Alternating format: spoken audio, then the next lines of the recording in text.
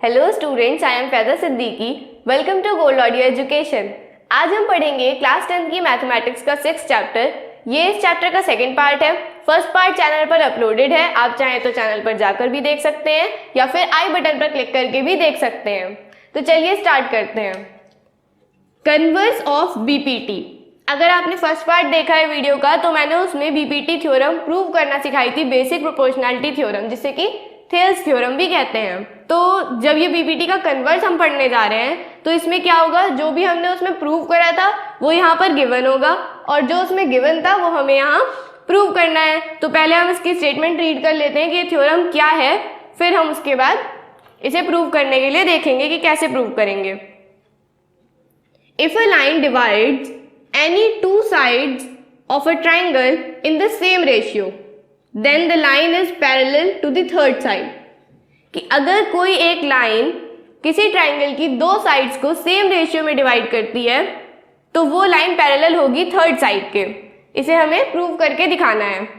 और हमने बीपीटी में क्या करा था कि अगर कोई लाइन एक साइड के पैरेलल है किसी ट्राइंगल की तो उसी ट्राइंगल की जो बाकी की दो साइड्स हैं उनको वो जहां जहां इंटरसेक्ट करेगी, वो जो पॉइंट ऑफ इंटरसेक्शन होगा, तो दोनों सेम रेशियो में डिवाइड होंगी लाइंस। मतलब AD upon DB is equal to AE upon EC।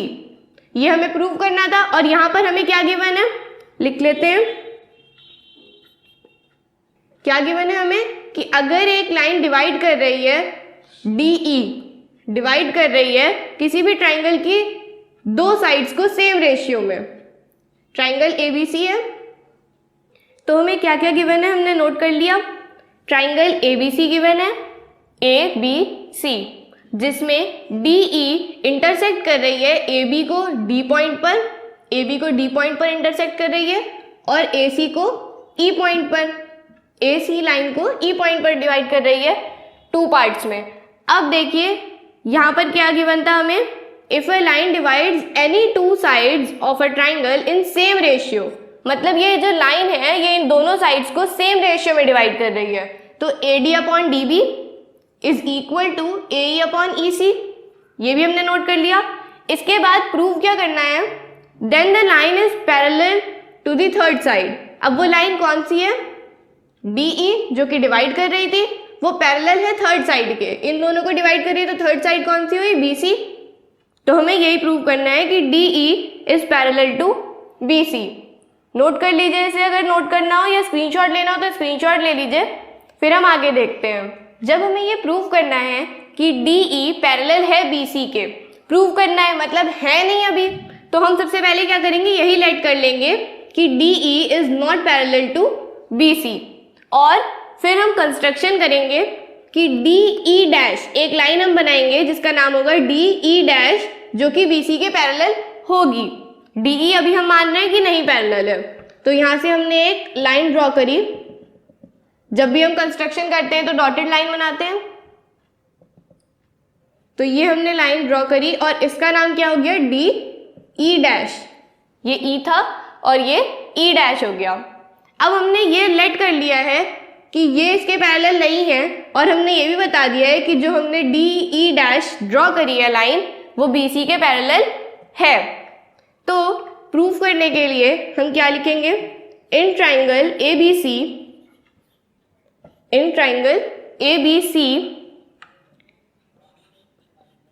AD upon DB is equal to AE dash divided by E dash C। ये दोनों सेम रेशियो में होंगी, कैसे, by BPT, basic proportionality theorem.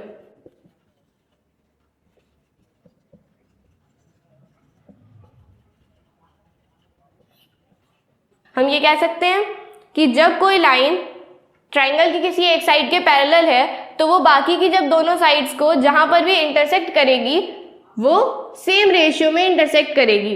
तो AD upon DB is equal to AE dash upon E dash C, ये हमें पता है। अब हमें ये भी पता है कि AD bye DB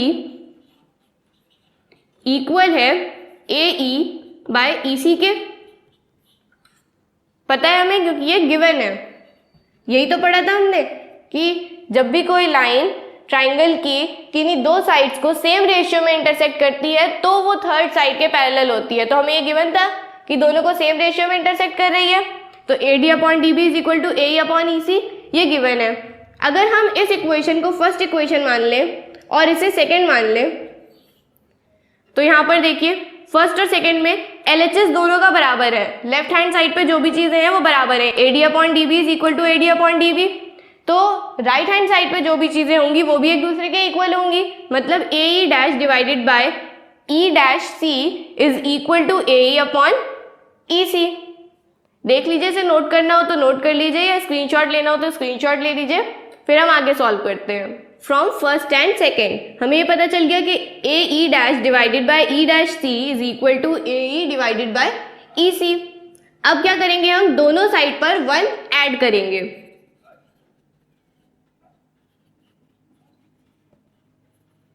adding 1 on both sides, तो क्या होगा, AE' divided by E' plus 1 is equal to AE/EC plus 1। जब हमने यहाँ पर 1 ऐड करा है, एलसीएम लेंगे तो क्या होगा, E', देखिए E' एलसीएम हो गया, और यहाँ पर क्या आएगा, AE' plus E' is equal to, यहाँ पर भी ऐसे ही होगा, इनका एलसीएम आएगा EC और ऊपर AE प्लस EC। अब यहां पर आप देखिए AE' प्लस E' यहां से यहां तक पूरा कंप्लीट क्या होगा, AC। इन दोनों को अगर हम ऐड करेंगे तो यहां पर हमें मिलेगा AC, और अगर हम AE और EC को ऐड करेंगे तो क्या मिलेगा, AC। यहां पर AC है और यहां पर भी AC है, तो कट कर सकते हैं। अगर हम चाहें तो ऐसे भी कट कर सकते हैं, या फिर इसे रेसिप्रोकल करके यहाँ पर ले आएंगे डिवाइड में और इसे इधर ले जाएंगे, तो भी मतलब एक ही बात है, ऐसे भी कट कर सकते हैं। AC को AC से कट कर दिया, 1 आ गया, यहाँ पे मल्टीप्लाई करेंगे तो क्या हो जाएगा, EC is equal to E'.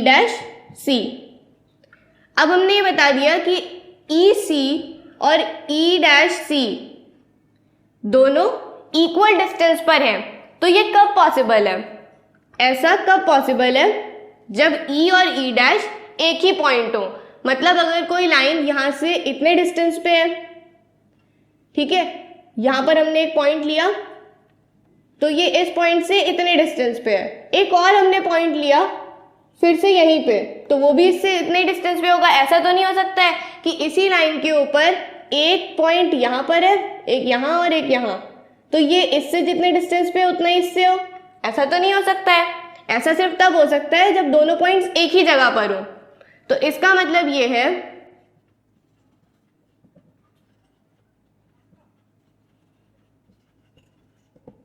E and E' are on same point, मतलब E और E' एक ही पॉइंट पर है, तो इसका मतलब क्या हुआ कि DE' जो है वही DE है। इसका मतलब DE' जो है वही DE है, और हमने ये कहा था कि जो DE है वो हम BC के पैरेलल दिखाएंगे, जबकि जो DE' थी वो हमने कंस्ट्रक्ट ही ऐसे करी थी कि वो BC के पैरेलल थी। जब DE और DE' एक ही हैं तो DE' BC के पैरेलल थी, तो यहाँ पर क्या होगा, DE भी BC के पैरेलल होगी।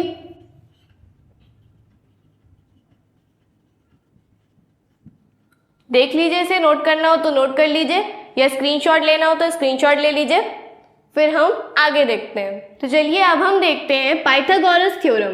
पाइथागोरस थ्योरम आपने वैसे पिछली क्लासेस में भी पढ़ी होगी, hypotenuse square is equal to perpendicular square plus base square, ये पढ़ा होगा आपने। अब हम उसी को यहाँ पर प्रूव करेंगे, उसकी डेरिवेशन देखेंगे कि वो बनी कैसे हो। In a right triangle the square of the hypotenuse is equal to the sum of the squares of the other two sides. मतलब किसी भी एक राइट एंगल ट्राइंगल में या राइट ट्राइंगल में जो तीनों साइड्स होती हैं, एक परपेंडिकुलर, एक बेस और तीसरी हाइपोटेन्यूज। लॉन्गेस्ट साइड कौन सी होती है? हाइपोटेन्यूज। तो हाइपोटेन्यूज का अगर हम स्क्वायर करेंगे तो बाकी की जो दो साइड्स है, मतलब परपेंडिकुलर और बेस, परपेंडिकुलर का स्क्वायर प्लस बेस का स्क्वायर, दोनों का सम मतलब अगर हम करेंगे तो हमें क्या मिल जाएगा? हाइपोटेन्यूज का स्क्वायर। तो सबसे पहले हम गिवन लिखेंगे, टू प्रूफ लिखेंगे, जैसे कि हम हर बार करते हैं। गिवन क्या है हमें? यहाँ पर एक ट्राइंगल गिवन है, ट्राइंगल ABC, जो कि राइट एंगल है कहाँ पर? B पर। ट्राइंगल ABC है, इसमें B पर राइट एंगल है। उसके बाद हमें प्रूव क्या करना है कि AC का स्क्वायर, जो कि हाइपोटेन्यूज है, AC का स्क्वायर AB मतलब बेस और BC मतलब परपेंडिकुलर, दोनों के स्क्वायर के सम के इक्वल है। AC square is equal to AB square plus BC square. देख लीजिए, इसे नोट करना हो तो नोट कर लीजिए, या स्क्रीनशॉट लेना हो तो स्क्रीनशॉट ले लीजिए, फिर हम आगे देखते हैं। तो अब हम इसमें कंस्ट्रक्शन करेंगे। Draw BD perpendicular on AC। हमें BD एक लाइन ड्रॉ करनी है जो कि AC पर परपेंडिकुलर होगी। तो हमें ये पता है कि जब भी कोई लाइन परपेंडिकुलर होती है तो वो 90 डिग्री का एंगल बनाती है। तो एंगल D क्या हुआ? राइट एंगल, एंगल ADB या फिर CDB, राइट एंगल हुआ। अब हम प्रूफ करेंगे तो कैसे करेंगे? सबसे पहले एक बड़ा ट्राइंगल और एक छोटा ट्राइंगल लेंगे। देखिए यहाँ पर आपको दो छोटे ट्राइंगल दिख रहे होंगे, ADB और BDC या CDB, ठीक है। तो सबसे पहले हम बड़े ट्राइंगल में मतलब ABC और ट्राइंगल ADB में सिमिलैरिटी दिखाएंगे। कैसे? देखिए, हमने ये पढ़ा था कि जब कोई दो सेम नंबर ऑफ साइड्स वाले पॉलीगन होते हैं, जैसे कि अगर ट्राइंगल है तो ट्राइंगल ट्राइंगल में सिमिलैरिटी, ट्राइंगल और सर्कल में नहीं दिखा सकते क्योंकि वो अलग अलग फिगर्स हैं जिनका शेप सेम होता है।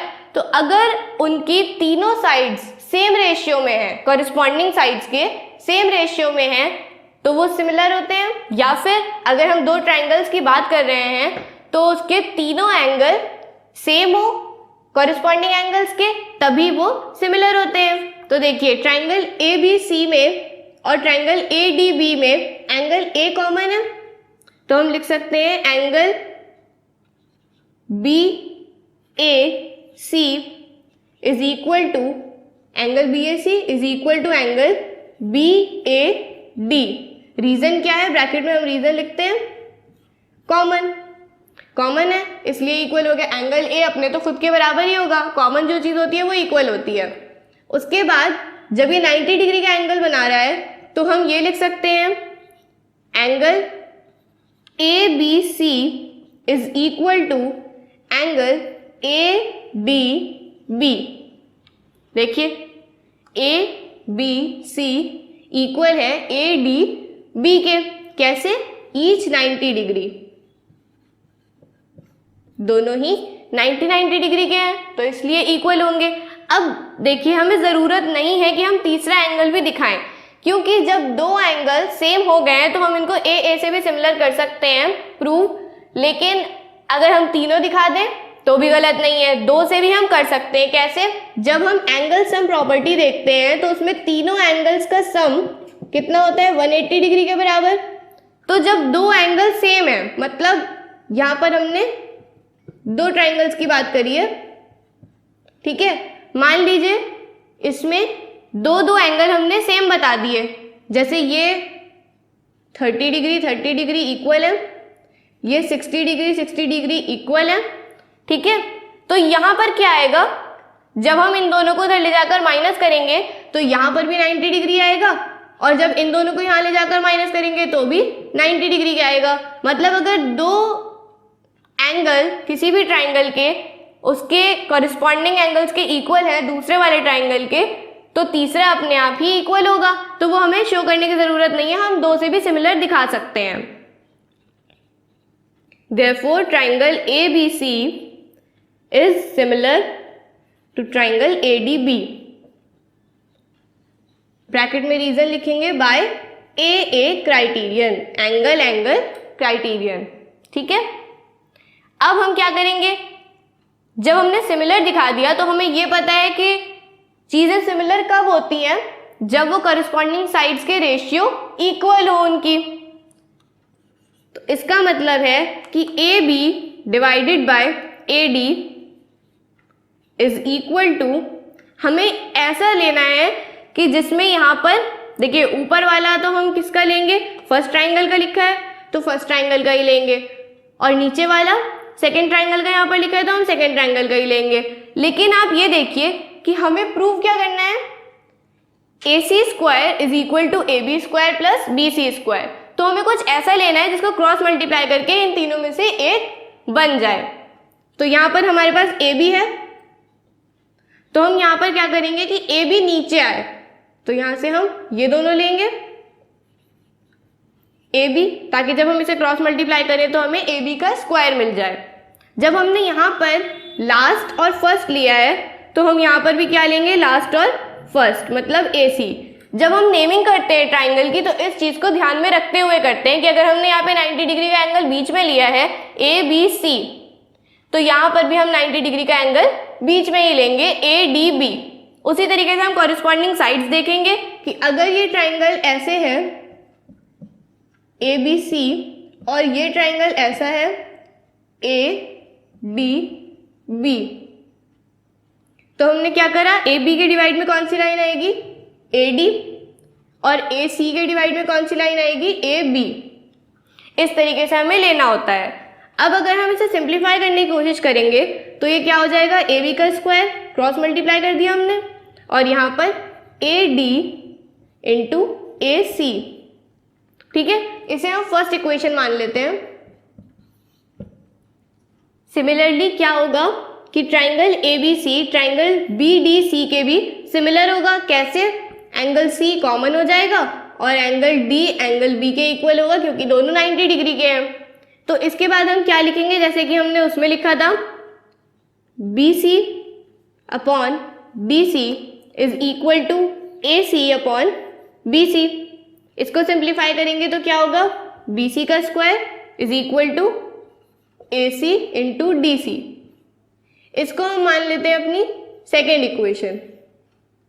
ठीक है, adding first and second, first और सेकेंड इक्वेशन को हम ऐड करेंगे। तो फर्स्ट इक्वेशन लिख लेते हैं और सेकेंड इक्वेशन लिख लेते हैं। जो भी लेफ्ट हैंड साइड पे होगा वो लेफ्ट हैंड साइड में प्लस हो जाएगा, और जो भी कुछ राइट हैंड साइड पे होगा वो राइट हैंड साइड पे ही इक्वल टू के ऐड होगा। A B square plus B C square is equal to A D into A C plus A C into D C. हमने दोनों इक्वेशंस ऐड कर दी, तो A B square as it is लिखेंगे, B C square as it is लिखेंगे। उसके बाद क्या करेंगे, यहाँ पर देखिए एक टर्म ये है और एक टर्म ये है, दोनों में से कुछ कॉमन निकल सकता है, ए सी कॉमन है तो ए सी हम बाहर निकाल लेंगे। फिर क्या बचेगा यहाँ पर, A D plus D C, यही बचेगा। अब देखिए जरा, A D plus D C, अगर हम ए डी में डी सी ऐड कर दें तो ये पूरा क्या बन जाएगा, ए सी। तो हम इसकी जगह क्या लिख सकते हैं, A C, A B square plus B C square is equal to A C into A C. इसका मतलब क्या हुआ, ए सी का स्क्वायर, तो A B square plus B C square is equal to A C square. और हमें क्या prove करना था, यही प्रूव करना था, हेंस प्रूव्ड। तो मुझे लगता है कि इस वीडियो के लिए इतना काफ़ी है। आई होप कि जो भी कुछ मैंने आपको समझाने की कोशिश करी है वो आपको अच्छे से समझ में आ गया होगा। अगर आपको ये वीडियो पसंद आई है तो इसे लाइक करें, शेयर करें, या इससे रिलेटेड कोई भी डाउट हो तो आप कमेंट करके मुझसे पूछ सकते हैं। अगर आपने गोल्ड ऑडियो एजुकेशन चैनल पर पहली बार वीडियो देखी है तो प्लीज़ इसे सब्सक्राइब करें और बेल आइकन दबाना ना भूलें ताकि मेरी सभी लेटेस्ट वीडियोज़ की नोटिफिकेशन सबसे पहले आप तक पहुँचे। चलिए मिलते हैं नेक्स्ट वीडियो में इसी चैप्टर के कुछ और इम्पोर्टेंट टॉपिक्स के साथ। तब तक के लिए keep smiling, enjoy your life, bye, thanks for watching.